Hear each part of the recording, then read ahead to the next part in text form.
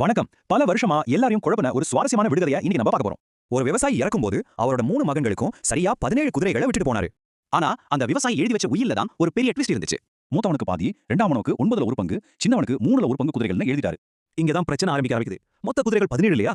17 2ஆலயோ 3ஆலயோ இல்ல 9ஆலயோ நிச்சயமா முழுசா வகுக்கவே முடியாது. இந்த கணக்கை எப்படி தீர்க்கிறதுன்னு தெரியாம அந்த 3 மகன்களும் ரொம்பவே குழம்பி போயிட்டாங்க.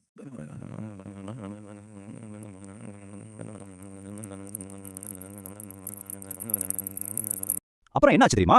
அந்த வழியா ஒரு அறிவாளி குதிரையில வந்தாரு. பிரச்சனையை கேட்ட அவரு தன்னோட குதிரையையும் அந்த 17 குதிரைகளோட சேர்த்து நிக்க வச்சாரு. அவ்வளவுதான் மேஜிக். இப்போ பிரிக்கிறதுக்கு அவங்க கிட்ட சரியா 18 குதிரைகள் வந்துருச்சு. இப்போ இந்த சிக்கலான கணக்கு எப்படி ஈஸியா சால்வ் ஆகுதுன்னு நீங்களே பாருங்களேன். 18ல பாதி 9, 3ல ஒரு பங்கு 6, 9ல ஒரு பங்கு 2. இந்த 9, 6 அப்புறம் 2 இது மூணையும் கூட்டினா சரியா 17 வந்துருச்சா? ஆமாங்க, விவசாயி விட்டுட்டு போன அந்த 17 குதிரைகளும் இப்போ ரொம்ப சரியா பிரிக்கப்பட்டுருச்சு. கணக்கு முடிஞ்சதும் அந்த அறிவாளி மீதம் இருந்த தன்னோட ஒரு குதிரையை எடுத்துக்கிட்டு கூலா கிளம்பிட்டாரு. இதுல இருந்து என்ன தெரியுது? கொஞ்சம் மாத்தி யோசிச்சா எப்பேற்பட்ட சிக்கலையும் ஈஸியா தீர்க்கலாம். உங்க வாழ்க்கையில தீர்க்க முடியாத எந்த பிரச்சனைக்கு இந்த 18வது குதிரை தேவைப்படுதுன்னு யோசிச்சு பாருங்க.